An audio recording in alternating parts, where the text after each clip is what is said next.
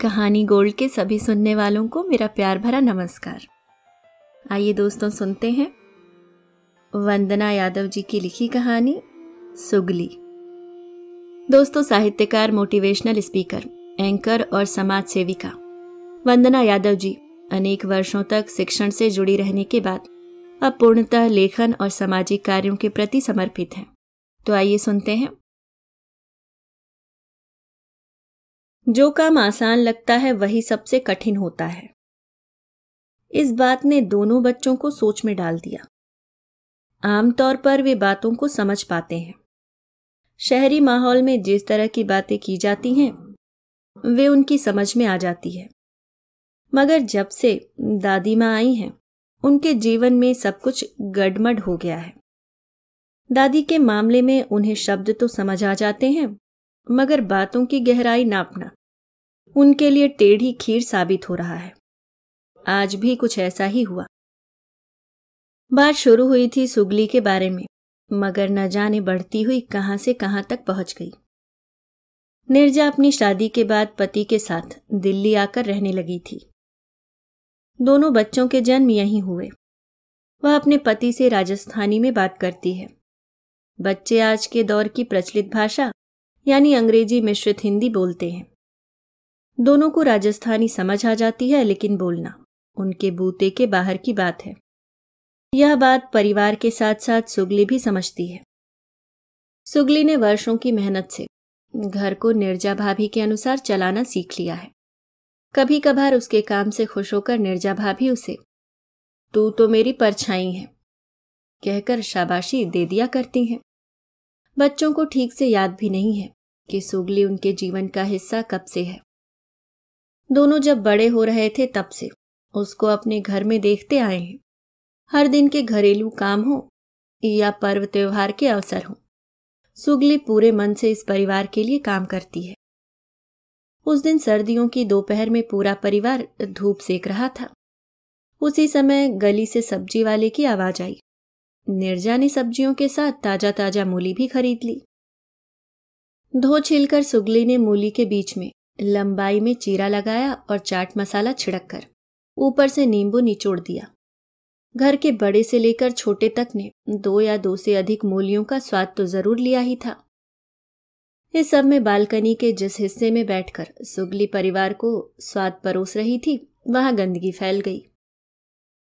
सुगली दीदी कितनी सुगली हैं, बेटे ने ताली बजाते हुए कहा। इस बात पर छोटी बहन भी खिलखिलाकर हंस दी। परिवार में यह हंसी मजाक देर तक चलता रहा। राजस्थानी परिवार के लिए किसी महिला का सुगली नाम होना हैरान करने वाली बात थी। परिवार के लिए सुगली का नाम जब तब मजाक का विषय बन जाया करता था। जब सब लोग फुर्सत में होते, बच्चे अक्सर इस बात पर हंसी मजाक शुरू कर दिया करते थे। निर्जा भाभी ने भी न जाने कितनी बार उससे इस नाम के पीछे की कहानी पूछी थी। सुगली की मासूमियत देखकर निर्जा उसको यह नाम रखने का कारण पता करने के लिए कहा करती थी। सीमित संसाधनों वाली सुगली अपने घर में रोटी जुटाने के लिए सारस्वत परिवार पर आश्रित थी।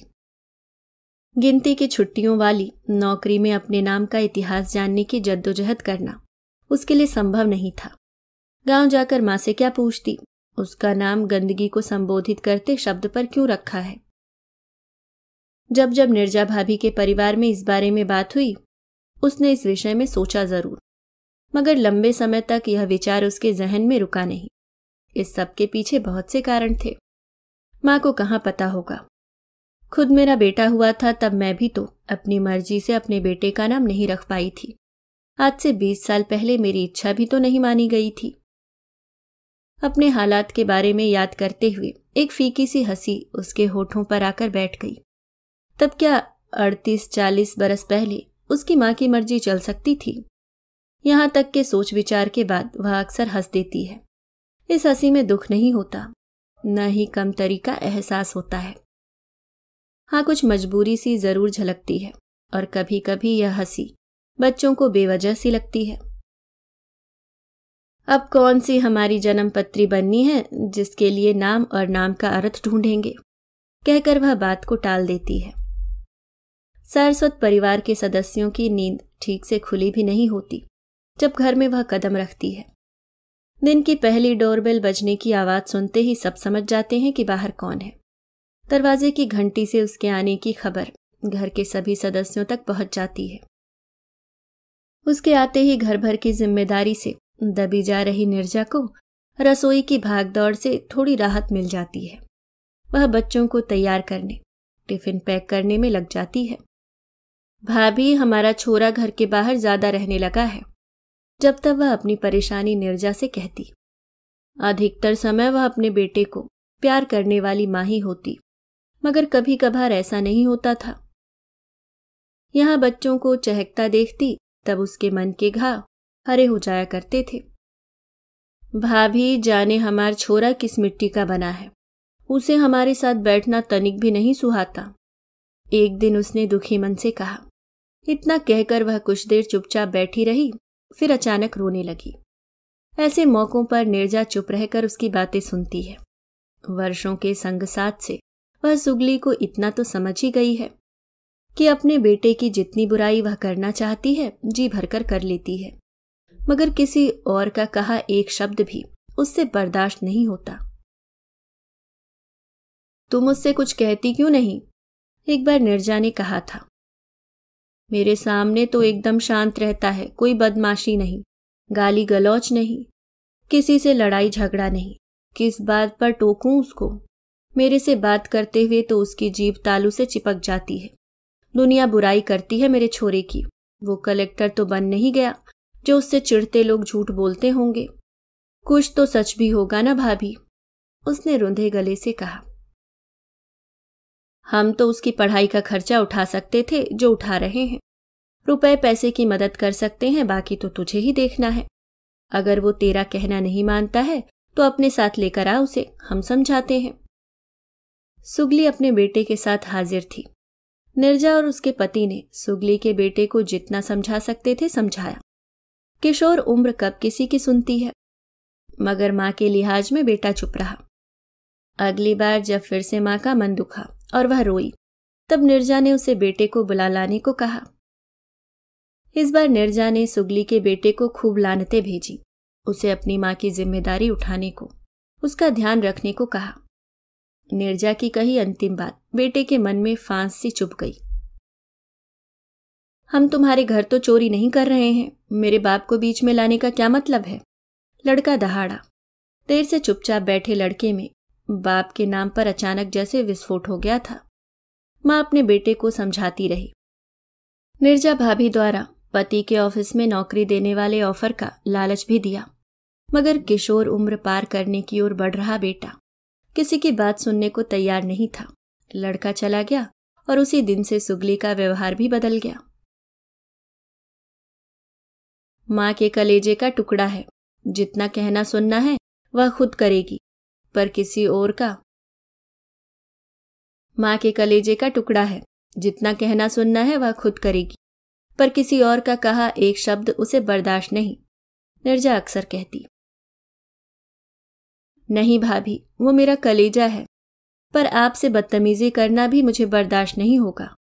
अब उसको यहां कभी नहीं लाऊंगी, उसने दुखी मन से कहा। भाभी, सारा दिन तो हम यहां काम करते हैं, शाम को घर पहुंचने पर उसकी कलह झेलनी पड़ती है।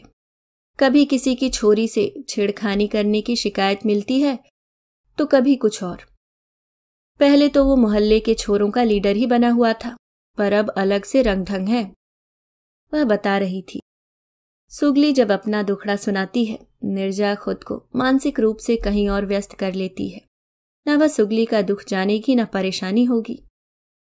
भाभी, 2 दिन से छोरा घर नहीं आया, मन नहीं लग रहा, दोपहर का खाना खाते हुए सुगली ने कहा। उसके दोस्तों से पूछ, वही बताएंगे।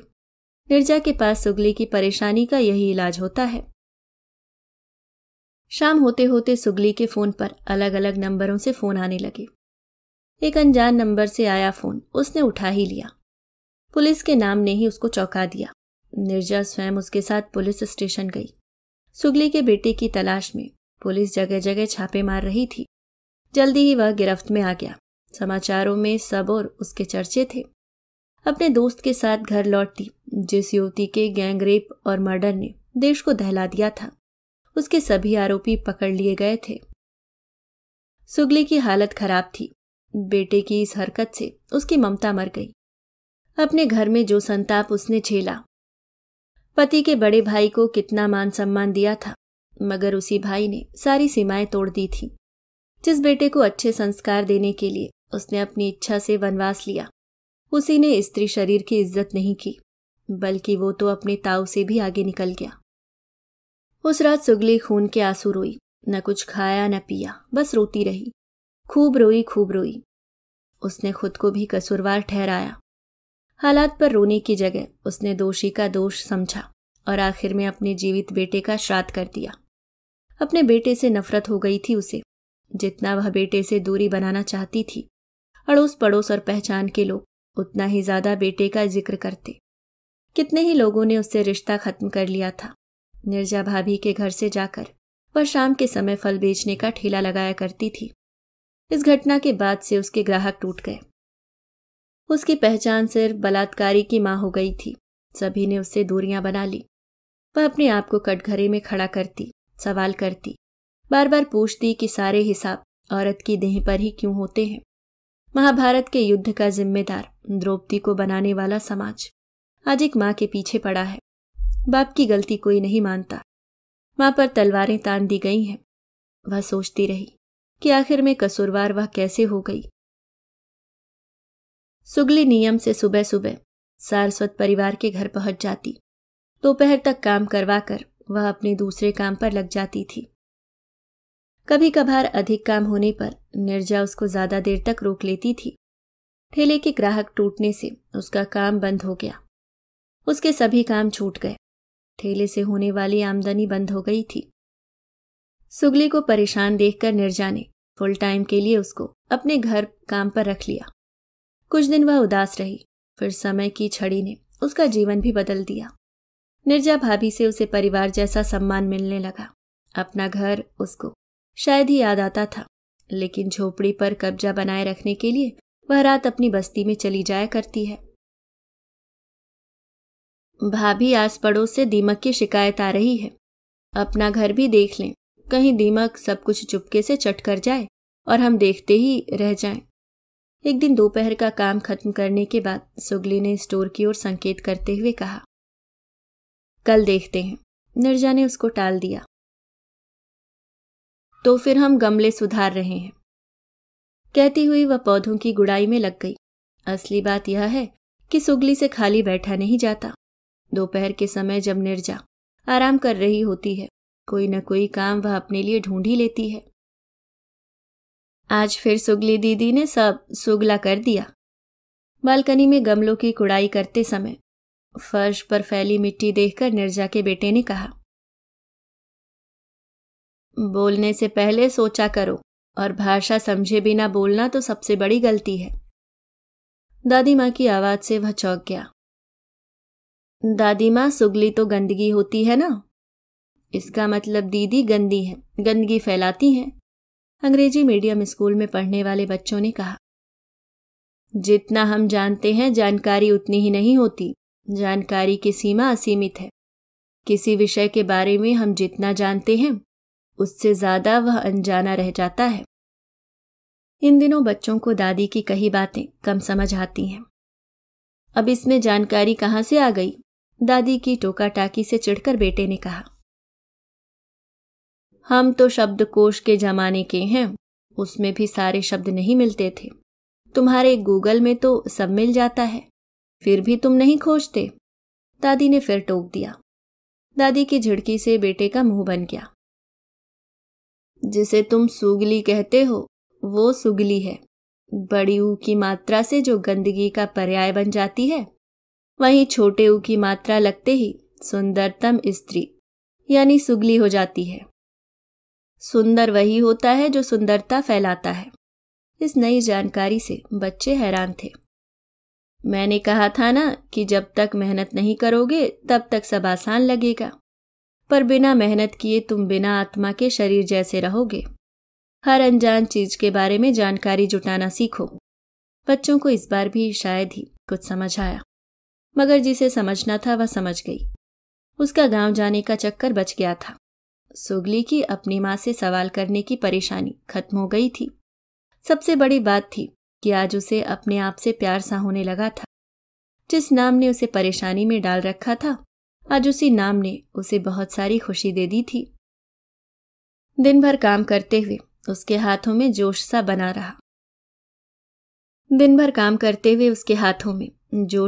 रहा। कितनी ही बार वह किसी लोकगीत की धुन को गुनगुनाती हुई अचानक झेप कर चुप हो गई।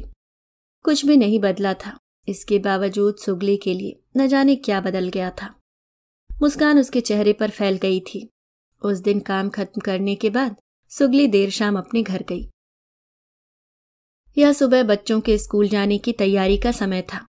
वह सास ससुर के लिए कोरे दूध वाली चाय और बच्चों के लिए नाश्ता तैयार करने में जुटी हुई थी। दूसरी ओर टिफिन पैक करना, पति के लिए कम दूध की चाय बनाने में निर्जा की सांस फूल रही थी। हर दिन सूरज निकलने से पहले घर की घंटी बजने का मतलब होता था कि सुगली आ गई है। वह निर्जा का आधा काम संभाल लेती थी। आज से बच्चों की परीक्षा शुरू हो रही है। कल कहकर गई थी सुबह आती हूँ भाभी। फिर बच्चे स्कूल जा चुके थे। सूरज निकल आया था, मगर सुगली का कहीं कोई अता पता नहीं था। निर्जा ने 2 बार फोन भी किया, लेकिन फोन स्विच ऑफ था। सास ससुर पड़ोस के पार्क में सैर कर लौट आए थे। उनके लिए दूसरी बार चाय बन रही थी। पति के लिए नाश्ता बनाते हुए बीच में निर्जा ने एक बार और फोन लगाया। सबके लिए सुबह के काम निपटाकर उसने बर्तनों का मोर्चा संभाला। एक और धुलाई के लिए मशीन में कपड़े लगाकर दूसरी ओर उसने दोपहर के भोजन की तैयारी शुरू कर दी। इस सब में उसको महसूस हुआ कि अब हिम्मत जवाब देने लगी है। सफाई उससे नहीं होगी। 1 बजने को आया, अब तक नहीं आई। कहाँ रह गई आज? झुंझलाहट बढ़ रही थी। एक बार फिर फोन लगाया, मगर परिणाम पहले वाला ही था। दिन भर वह गृहस्थी की जिम्मेदारियों से जूझती रही। दिन ढल जाने को था।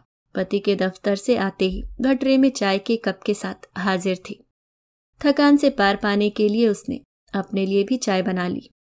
पति ने समाचार देखने के लिए टेलीविजन ऑन किया। स्क्रीन पर झुग्गी झोपड़ी दिखाई दे रही थी। झोपड़ी के सामने बैठी महिला को देखकर निर्जा चौंक गई। सुगली? उसके मुंह से एक ही शब्द निकला। आवाज पूरे घर में फैल गई। कहाँ है? आ गई क्या? के सवालों की गूंज से घर भर गया। धीरे धीरे पूरा परिवार टेलीविजन के सामने था और स्क्रीन पर थी सुगली। दरवाजे की घंटी बज रही थी। हैरान परेशान से परिवार का कोई भी सदस्य न्यूज को बीच में छोड़कर दरवाजा खोलने के लिए जाने को तैयार नहीं था। बच्चे छोटे थे, सास ससुर बुजुर्ग और पति थकाहारा लौटा था। कई बार और लगातार बजती डोरबेल से परेशान होकर निर्जा ही दरवाजे पर पहुंची। सामने सोसाइटी के कुछ पदाधिकारी, चेयरमैन और मैनेजर थे। सारस्वत जी की थकान अचानक मिट गई। हाथ में पकड़ा कप ट्रे में रखकर वे लिविंग रूम में आ गए। ससुर जी भी मीटिंग का हिस्सा बनने के लिए पहुंच गए थे। लौटती सर्दियों की देर शाम सोसाइटी के सदस्य फरमान लाए थे कि कल से सुगली का सोसाइटी में आना मना है। दिल्ली के बलात्कार कांड का कोर्ट से फैसला आ गया था। 8 साल लगे सुपर ट्रैक कोर्ट से फैसला आने में। सजा के अनुसार सुगली के बेटे को फांसी की सजा सुनाई गई थी। बलात्कारी की मां हमारी सोसाइटी में नहीं आएगी। उसके सोसाइटी में आने से हम सबकी बदनामी होगी। समाज के महत्वपूर्ण लोगों ने एक साथ मिलकर यह निर्णय ले लिया था। बलात्कारी उसका बेटा है, वह नहीं। उसे किस बात की सजा दी जा रही है? निर्जा ने कहा। उसके यहां आने से हमारी सोसाइटी में मीडिया भी आने लगेगी। हम सब इज्जतदार लोग हैं, हमारी बदनामी होगी। कमेटी के लोग अपने निर्णय पर अटल थे। निर्जा याद कर रही थी कि सासू मां की तबीयत खराब होने पर किस तरह सुगली ने उनकी मालिश की थी। बच्चों के जूते चमकाने हो या उनकी फरमाइश का भोजन पकाना हो, वह हमेशा आगे रहती है। निर्जा के बुखार हुआ था तब सुगली ने पूरे घर की जिम्मेदारी अकेले उठा ली थी, जबकि सोसाइटी के इक्का दुक्का लोग ही उसका हाल पूछने आए थे। जो आए उनका चाय पानी भी सुगली ने ही किया। बेटे की गलती की सजा उसकी मां को नहीं दी जानी चाहिए। उसका काम छूटा तो वह भूखी मर जाएगी। या पेट भरने के लिए चोरी करेगी, तब तो हम कसूरवार हुए ना। निर्जा सोसाइटी के फैसले के खिलाफ थी। सारस्वत जी, कामवालियों का क्या है? एक हटाओ तो 4 नई आ जाती हैं। इज्जत गई तो नहीं लौटती।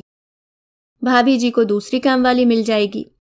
अपने तर्क पर अडिग कमेटी मेंबर्स सारस्वत परिवार को समझा बुझाकर घर लौट गए। सुगली हर दुख सुख में मेरे साथ खड़ी होती है। आज उस पर दुख आया है तो क्या मैं उसका साथ छोड़ दूं? सोसाइटी मेंबर्स के तर्क को मानने के लिए निर्जा तैयार नहीं थी। हम सोसाइटी में रहते हैं, यहाँ के रूल तो मानने ही पड़ेंगे, पति ने समझाया। मैं सोसाइटी की महिलाओं से बात करूंगी। कल को उनके परिवार के किसी पुरुष ने ऐसा किया तो क्या उन्हें भी सोसाइटी बाहर निकाल देगी? निर्जा अपनी धुन में बोले जा रही थी। कोई तुम्हारा साथ नहीं देगा, जाओ बात करके देख लो, पति ने चिढ़कर कहा। मैं एनजीओ के पास जाऊंगी या महिला आयोग, आप तो मेरे साथ हो ना? अचानक उसने पलटकर सवाल किया। पति को इस सवाल की उम्मीद नहीं थी। ससुर जी चुपचाप उसे घूरते रहे। कुछ देर इंतजार कर वह उठ खड़ी हुई। यहां दीमक का प्रकोप बढ़ता जा रहा है। उसको इस तरह के जीव जंतुओं से लिजलिजापन महसूस होता है। उसे लगता है कि बहुत देर एक मुद्रा में बैठे रहने से वह जड़ हो गई है, जैसे दीमकों ने उसके शरीर में घुसने का रास्ता बना लिया है और अब वे उसके शरीर में खून के साथ साथ बहने लगी हैं। लगातार बढ़ते हुए दीमकों को हृदय तक पहुंचने का रास्ता मिल गया है। वह जानती है कि इसका परिणाम हार्ट अटैक ही होने वाला है। अचानक वह उठ खड़ी हुई। वह इस अटैक से खुद को बचा लेना चाहती थी। पति ने हैरान होते हुए उसकी ओर देखा। बहुत सारे पुरुषों को एक साथ घर आया देखकर बच्चे तो पहले ही सहम गए थे। सास ससुर भी उसकी इस हरकत पर अचकचा से गए, मगर वह नहीं रुकी। उसके कदम सुगली के घर की ओर बढ़ चले। वह जानती है कि अपने घर में लगी दीमक का इलाज उसे खुद ही करना है। हो सकता है कि दवाई की कड़वाहट पूरे परिवार को बर्दाश्त करनी पड़े। यदि ऐसा हुआ तब भी वह अपना घर बचाने के लिए इस बीमारी का इलाज करेगी, जरूर करेगी। अभी आप सुन रहे थे काका साहब कालेलकर समाज सेवा सम्मान, सुभद्रा कुमारी चौहान सम्मान, महादेवी वर्मा सम्मान सहित अनेकों सम्मानों से सम्मानित वंदना यादव जी की लिखी कहानी सुगली। उम्मीद करती हूँ दोस्तों कहानी पसंद आई होगी। अगर आप चैनल पे नए हैं तो सब्सक्राइब करना ना भूलें। धन्यवाद।